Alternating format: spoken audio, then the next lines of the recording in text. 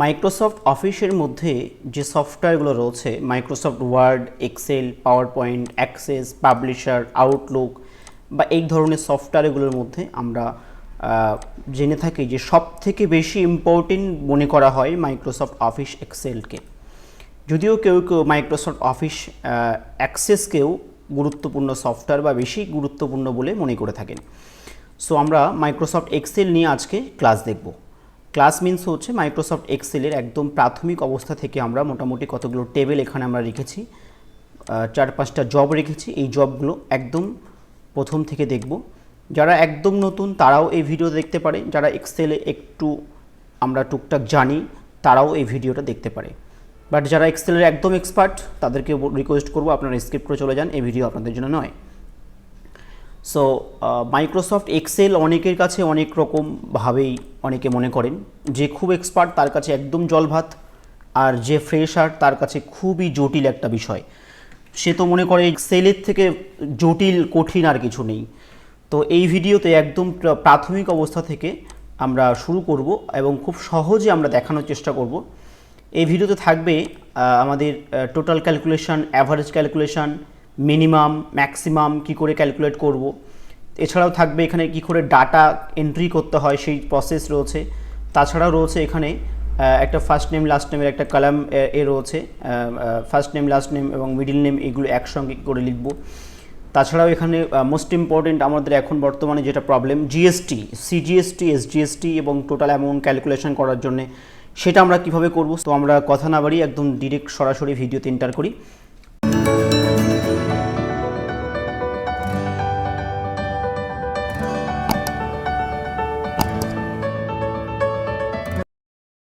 এখানে আমরা একটা টেবিল আগে থেকেই তৈরি করে রেখেছি, যেখানে রয়েছে serial number, role number, name, Bengali, English, math, total, average, এইরকম এন্ট্রি একটা করে রেখেছি। এই এন্ট্রিটা কি করে করব এই নিয়ে আমরা একটু পরে কথা বলছি, বাট আমরা এখন একটু টোটাল অ্যাভারেজ ক্যালকুলেশনটা দেখতে শুরু করি। আমরা জানি মাইক্রোসফট এক্সেলে একবার টোটাল করলে বা একবার অ্যাভারেজ করলে বা একবার গ্রেড করলে বা একবার কোনো ক্যালকুলেশন করলে একটা সেলে, সেগুলোকে এখান থেকে ড্রাগ করলে সবগুলো ক্যালকুলেশন অ্যাট এ টাইম হয়ে যায়। সো আমরা যদি মনে করি এই বেঙ্গলি, ইংলিশ এবং ম্যাথ এই তিনটে সাবজেক্টের টোটাল আমি এখানে করব। সো আমি কীভাবে করব?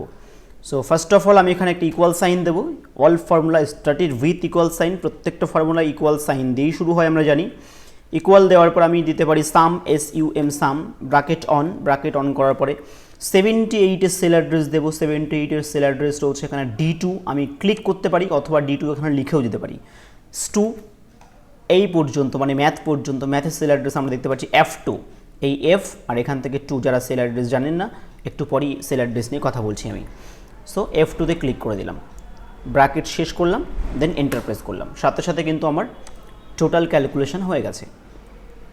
সো আমরা যদি এখান থেকে ড্র্যাগ করি তাহলে একদম প্রথম থেকেই সবগুলোর ক্যালকুলেশন আমরা দেখতে পেলাম। ওকে, এরপর অ্যাভারেজ আমরা ইকুয়াল অ্যাভারেজ লিখলাম, AVERAGE, ব্র্যাকেট অন করার পরে আমি এদের সেল রেঞ্জ দিলাম। একইভাবে এখানে কিন্তু বসে গেছে D2:F2, আমি লিখেও দিতে পারতাম, কোনো প্রবলেম নেই। ব্র্যাকেটটা শেষ করে জাস্ট আমরা এন্টার প্রেস করার সাথে সাথে কিন্তু অ্যাভারেজ ক্যালকুলেশন হয়ে যাবে। আমি অ্যাভারেজ যদি ড্র্যাগ করি সবগুলোর অ্যাভারেজ ক্যালকুলেশন হয়ে গেছে। আচ্ছা, একদম যারা ফ্রেশার তাদের কাছে কিন্তু এগুলো একটু জটিল মনে হবে যে কীভাবে এসব লেখা হয়েছে, কী ব্যাপার, আমি তো বুঝতে পারছি না। সো আমি একদম আরেকটা শিট আমি নিচ্ছি এখানে। Sheet 1, sheet 2, sheet 3, sheet 4, sheet 5, 5টা শিট এখানে রয়েছে। যদিও বাই ডিফল্ট এক্সেল আমাদেরকে 3টে শিট দেয়, শিট 1, শিট 2, শিট 3। আমি 2টো শিট এখানে এক্সট্রা করে নিয়েছি, তো আরও একটা শিট আমি এক্সট্রা নিলাম। সো আমি এই প্লাসে ক্লিক করলাম, নিউ শিটে ক্লিক করার সাথে সাথে একটা নতুন শিট এসছে। আমরা এখানে দেখতে পাচ্ছি ABCDEF করে AC পর্যন্ত আছে। এগুলোকে আমরা কলাম বলি। A একটা কলাম, B একটা কলাম, এখানে I একটা কলাম, P একটা কলাম, X একটা কলাম, এগুলো সব কলাম। AC পর্যন্ত আছে। Z হলো, Z এর পরে AA, AB, AC।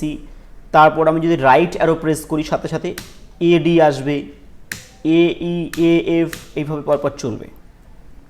একদম শেষ কত, লাস্ট কলাম কত পর্যন্ত গেছে সেখানে যদি আমি যেতে চাই, সো আমরা প্রেস করব কন্ট্রোল রাইট অ্যারো, একদম লাস্ট চলে এসেছি XFD। আর যদি একদম প্রথমে আসতে চাই A কলামে, আমরা প্রেস করব কন্ট্রোল লেফট অ্যারো। তো আমরা গেছিলাম কত পর্যন্ত, XFD পর্যন্ত। A সমান যদি 1 হয়, B সমান 2, সি সমান 3 এরকম যদি হয় তা এক্সএফডি সমান কত হবে। আমরা এখানে ক্লিক করছি এইভাবে, এই পুরো রোটা সিলেকশন করলাম, এই পুরো রোটা সিলেকশন করলাম একদম এক্সএফডি পর্যন্ত। এরপর আমরা ক্লিক করলাম ফিল, হোম ট্যাবই রয়েছে এই অপশানটা, হোম ট্যাব থেকে ফিল থেকে সিরিজে ক্লিক করলাম। স্টেপ ভ্যালু আছে এখানে 1ই থাক, কারণ 1-এর পরে 2, 2-এর পরে 3, স্টেপ ভ্যালু 1। আর স্টপ ভ্যালু আমি দিলাম 20,000, আমি স্টপ ভ্যালু দিলাম 20,000 স্টপ ভ্যালু দেওয়ার পর আমি জাস্ট একটা ওকে বাটন ক্লিক করলাম। এবার আমরা যদি সেখানে যেতে চাই, কোথায় না এক্সএফডিতে যাওয়ার যে প্রসেস ছিল সেম প্রসেসে কন্ট্রোল রাইট অ্যারো, এক্সএফডি সমান 16,384। সো আমরা আবার যদি ফার্স্ট কলামে আসতে চাই, আবার কন্ট্রোল লেফট অ্যারো প্রেস করব। একইভাবে আমরা দেখতে পাচ্ছি রো সংখ্যা 1 2 3 4 5 6 এরকম করে এখানে 38 পর্যন্ত আমরা দেখতে পাচ্ছি। যদি আমরা এইভাবে আস্তে আস্তে নিচের দিকে নামতে থাকি তাহলে 39 40 41 এভাবে নামতেই থাকবে। যদি কন্ট্রোল ডাউন অ্যারো প্রেস করি, কন্ট্রোল ডাউন অ্যারো, তাহলে একদম শেষ কলামে শেষ রোতে আমরা চলে যাব। শেষ রো হচ্ছে 10,48,576, 10,48,576টা রো কিন্তু এখানে রয়েছে। তাহলে একদিকে আমরা যেমন দেখলাম 16,384টা কলাম রয়েছে, 16,384টা কলাম রয়েছে, আর রো সংখ্যা কিন্তু রয়েছে 10,48,576। এবার আমরা বুঝি সেল অ্যাড্রেস কাকে বলে। এ তো গেল রো আর কলামের ব্যাপার। সেল অ্যাড্রেস মিনস হচ্ছে আমরা যদি এখানে ক্লিক করি, আমরা একটু উপরের দিকে চলে যাই তাহলে আরও ভালো বুঝতে পারবো। এটা দেখছি F আর এটা দেখছি 8, আর এখানে যদি ক্লিক করি এদিকে F আর এদিকে 8, তাহলে এর সেল অ্যাড্রেস হচ্ছে F8। এখানে ক্লিক করলাম, এটা সেল অ্যাড্রেস H5, এখানে অলরেডি উঠছে H5। সো আমরা বুঝে নিলাম সেল অ্যাড্রেস কাকে বলে, কলাম কটা, রো কটা, সবই ক্লিয়ার। আমরা আবার সেখানে চলে আসলাম শিট নাম্বার 1-এ। আমরা টোটাল আর অ্যাভারেজ ক্যালকুলেশন একটু আগে দেখেছি। টোটাল করার জন্য কি করেছি, অ্যাভারেজ করার জন্য কি করেছি দেখতে চাইলে এখানে ক্লিক করে আমরা ফর্মুলা বারে দেখতে পারি। Equal some bracket on D2:F2 লিখেছি। আমি এর উপর ডাবল ক্লিক বা F2 প্রেস করলে সেল এডিট অপশান দিয়ে দেবে। এখানে আমরা দেখতে পাচ্ছি equal some bracket on D2:F2। আমরা জাস্ট সেল অ্যাড্রেসটা কী সেটা বোঝার জন্য আমরা শিট 6-এ গেছিলাম, সেখান থেকে আমরা বুঝে এসেছি। এন্টার প্রেস করলাম, সঙ্গে সঙ্গে চলে এসছে। অ্যাভারেজে কি লিখেছিলাম, equal average bracket on D2:F2, ব্যাস অ্যাভারেজ এবং টোটাল আমরা ক্যালকুলেশন দেখে ফেললাম। এরপর রয়েছে এখানে মিনিমাম আর ম্যাক্সিমাম মার্কস। এখানে ক্লিক করে আমি যদি জানতে চাই এই এতগুলোর মধ্যে সবথেকে কম নম্বর কত সেটা আমি জানতে চাইলে মিনিমাম নম্বরটা কত। সো আমরা কী করবো, ইকুয়াল লিখবো মিন, MIN মিন, ব্র্যাকেট অন করলাম। এদের সেল রেঞ্জ দেবো, এখান থেকে ধরে এই পর্যন্ত টেনে দিলাম। তো সাথে সাথে কী হলো, এখানে বসে গেছে D2:D10, ব্র্যাকেট শেষ করলাম, দেন এন্টার প্রেস করলাম। 35। একইভাবে এভাবে যদি টেনে দিই আমরা, তো সবার মিনিমামটা এখানে বেরিয়ে এসছে, প্রত্যেকটার মিনিমাম। 146 যে পেয়েছে সে সবচেয়ে মিনিমাম পেয়েছে, এটা 32, এই 32 মিনিমাম, এটা 64 মিনিমাম, ইত্যাদি। এরপর যদি আমরা মনে করি ম্যাক্সিমাম মার্কস কত পেয়েছে, equal max, MX max, bracket on করলাম। একইভাবে এদের সেল রেঞ্জ দিলাম, ব্র্যাকেট শেষ করলে এন্টার প্রেস করলাম। সেক্ষেত্রে কিন্তু ম্যাক্সিমাম নম্বর যেগুলো পেয়েছে সেগুলো কিন্তু এখানে অলরেডি সব শো করেছে। ওকে, এই ছিল আমাদের মিনিমাম ম্যাক্সিমামের ব্যাপার। তো আমরা শিট 1 এটা মোটামুটি দেখলাম। নর্মাল টাইপ করলেই টাইপ হয়, আমরা জানি এভাবে টাইপ করলেই টাইপ হয়, এভাবে ডাটা এন্ট্রি করা যায়। যদিও ডাটা এন্ট্রি আরও কিছু প্রসেস অনেকে অনেকভাবে করে, সেগুলো আমরা দেখব আজকে। আরও কী প্রসেস রয়েছে ডাটা এন্ট্রি করার। এখানে কালার দেওয়া হচ্ছে কীভাবে, সিলেকশন করা হচ্ছে, সিলেকশন করে এইখান থেকে সেল স্টাইল রয়েছে, যে কোনো একটা কালার দিলেই কালারফুল হয়ে যাবে। আমরা এখান থেকে যে কোনো একটা কালার দিয়েছি, ব্যাস। আরও অন্যান্য অনেক ডিজাইন স্টাইল দেওয়া যায়, সেগুলো আমরা পরে দেখব। শিট 2-তে ক্লিক করলাম। শিট 2-তে এখানে আমি কতগুলো নাম আগে থেকে এন্ট্রি করে রেখেছি, কিছু ফার্স্ট নেম, কিছু মিডিল নেম, কিছু লাস্ট নেম। আমি এখানে চাইছি এই সবাইয়ের যোগফল মিনস হচ্ছে এখানে ওইরকম যোগ নয় যে যোগটা আমরা নিউমেরিক দিয়ে করে থাকি, ডিজিট দিয়ে করে থাকি, সেরকম নয়। জাস্ট এখানে মিস সায়ন্তী ঘোষ যেন একটা সেলের মধ্যে চলে আসে। সো আমরা কী করবো, ইকুয়াল কনকাটানেট, দেন ব্র্যাকেট অন করলাম। অন করার পরে এর সেল অ্যাড্রেস দিলাম, সেল অ্যাড্রেস দেওয়ার পরে কমা দিলাম, একটা কোটেশন দিলাম, ডাবল কোটেশন স্পেস দিয়ে ডাবল কোটেশন অফ করে দিয়ে কমা দিলাম। এটা দেওয়ার অর্থ হচ্ছে এই ফার্স্ট নেম এবং মিডল নেমের মাঝে যে স্পেসটা দেবো সেই স্পেসটা আমি ডাবল কোটেশনের মধ্যে দিলাম। তারপর আমি মিডল নেম দিলাম, দেওয়ার পর আবার একটা কমা দিলাম, স্পেস ডাবল কোটেশন দিলাম, স্পেস দিলাম, ডাবল কোটেশন ক্লোজ করলাম, দেন আবার একটা কমা দিলাম, তারপর লাস্ট সেল অ্যাড্রেস দিলাম, আবার ব্র্যাকেট শেষ করলাম, এন্টার দিলাম, চলে এসছে মিস সায়ন্তী ঘোষ। এখান থেকে যদি মাউস আমি ড্র্যাগ করি একইভাবে এই ছোট্ট পয়েন্টার এইভাবে মাউস চেপে ধরে ড্র্যাগ করলে কিন্তু সবগুলো অটোমেটিক্যালি ফুল নেম চলে আসবে। ওকে, এটা একটা প্রসেস। আরও একটা সহজ প্রসেস রয়েছে, সেটাও দেখব।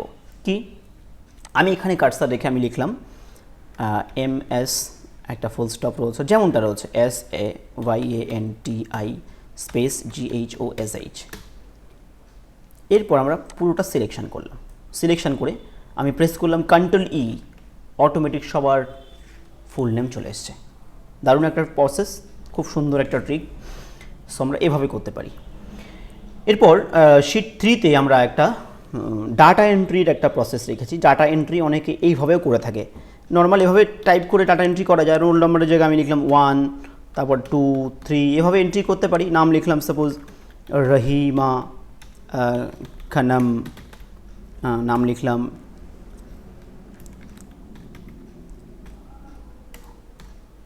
শর্মিলা সরকার, এভাবে লিখতে পারি। এই বেঙ্গলিতে এভাবে দিতে পারি, অনেকে এভাবে, অনেকে এর থেকে আর একটা অন্য প্রসেসে করে, ডাটা এন্ট্রি একটা আরেকটা প্রসেস রাখে। সেটা কেমন সেটা দেখব। আমরা এখানে কুইক অ্যাক্সেস টুলবারের মধ্যে একটা ফর্ম বলে একটা অপশান আমরা এখানে রেখেছি। সো আমরা এখানে ফর্মটা এখানে এনেছি, যেটা কী কোত্থেকে এসছে আমি দেখাবো। আমি এখান থেকে আগে দেখিয়ে নিই। সবগুলো সিলেকশন করলাম, সিলেকশন করার পরে জাস্ট ফর্মে ক্লিক করলাম, ক্লিক করে ওকে করলাম। সো এখানে দেখতে পাচ্ছি শিট 3-র roll number, name, Bengali, English, geography, mathematics, life science সবগুলো এখানে চলে এসেছে। রোল নম্বর আমি এখানে টাইপ করলাম 1, ট্যাব দিলাম, নেম লিখলাম আমি সাপোজ রানা সেন, বেঙ্গলিতে একটা সেল অ্যাড্রেস টাইপ করলাম, এগুলো টাইপ করলাম, পরপর টাইপ কর, জাস্ট এন্টারপ্রেস করলেই অটোমেটিক্যালি দেখুন এখানে এন্ট্রি হয়ে গেছে। দারুণ একটা প্রসেস, এভাবে আমরা করতে পারি। এটা কোত্থেকে আসে এখানে কিন্তু নর্মালি থাকে না। যদি এটাকে আমরা অফ করতে চাই, রাইট ক্লিক করে আমরা remove from quick access toolbar, quick access toolbar থেকে রিমুভ করে দিলাম।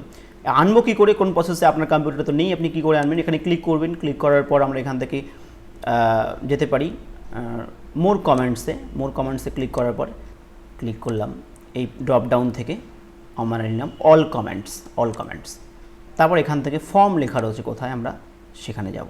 যদি আমি প্রেস করতে পারি, F প্রেস করলে এফের মধ্যে যেগুলো রয়েছে সেগুলো আমাদেরকে দেখাবে। ফর্ম, জাস্ট আমরা এখান থেকে ফর্মটাকে বেছে নেব। এই ফর্ম রয়েছে, হ্যাঁ এখানে ফর্মটা আমি পেয়ে গেলাম। ফর্মে ক্লিক করার পর আমি জাস্ট অ্যাড করতে হবে, এখানে অ্যাডে ক্লিক করলাম। অ্যাডে ক্লিক করলে এখানে ফর্মটা চলে এসেছে, দেন আমরা ওকে করলাম। এখানে দেখতে পাচ্ছি ফর্ম চলে এসেছে। একইভাবে আমরা ক্লিক করলে আবার সেগুলো চলে আসবে। আবার নিউ ক্লিক করলাম, নতুন রেকর্ড চলে এসেছে। পরে আবার রোল নম্বর 2 লিখলাম, ট্যাব দিলাম, এখানে নাম দিলাম সাপোজ আশা বিশ্বাস, বেঙ্গলিতে দিলাম একটা নম্বর, পরপর নম্বর বসালাম,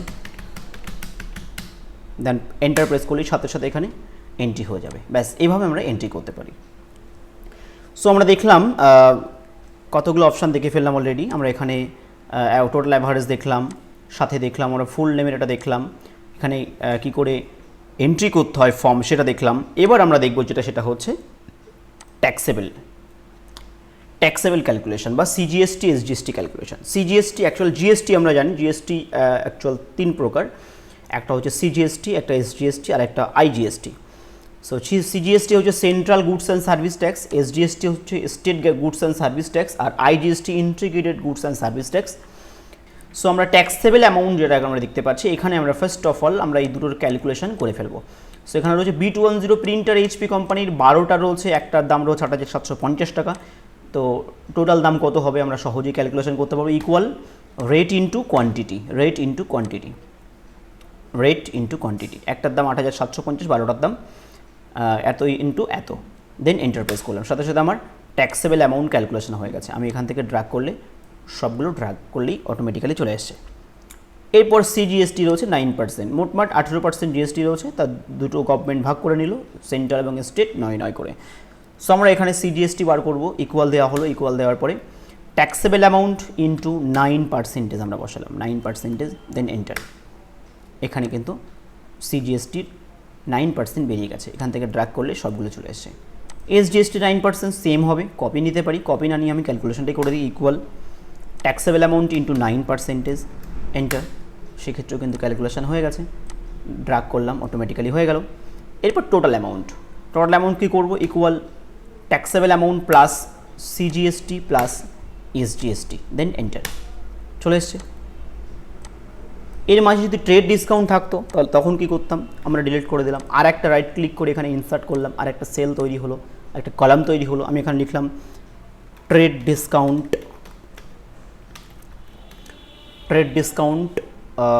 5%, এটা রয়েছে, আমরা মনে করলাম। সো আমরা কী করবো, সো আমরা ফার্স্ট অফ অল ইকুয়াল ডিসকাউন্টটাকে দিয়ে নিই, ট্যাক্সেবল অ্যামাউন্ট ইন্টু 5%,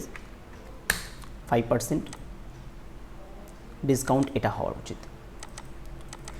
সো আমরা এবার কী করবো, total amount equal taxable amount plus CGST plus SGST minus trade discount 5%, enter. এই কিন্তু ক্যালকুলেশন হয়ে গেছে, জাস্ট ট্র্যাক করলাম, সবগুলো চলে এসছে। দেখা হচ্ছে পরবর্তী কোনো একটি ভিডিওতে। আজকের ভিডিও এই অবধি, ভালো থাকুন, সুস্থ থাকুন, গুড বাই।